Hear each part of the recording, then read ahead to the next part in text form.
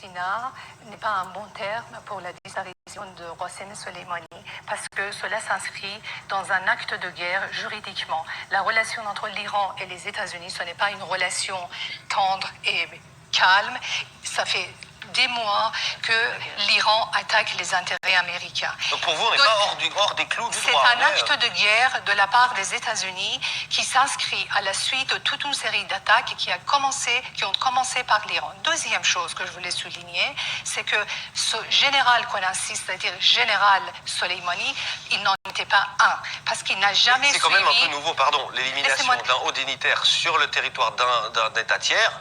C'est quand même relativement vrai que c'est un général, de relations internationales. C'est un général iranien qui a été en Irak et qui a été abattu par les Américains et on demande la vengeance de la part des Libanais. Comme disait Maya Kadra, une journaliste libanaise, très ironiquement.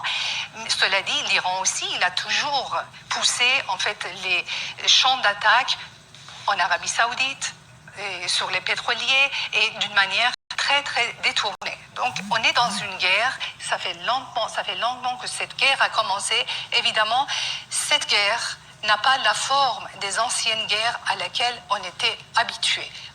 La forme a changé, mais on est quand même dans un état de guerre et le chef d'état-major américain avait parfaitement le droit, selon les lois américaines, de riposter.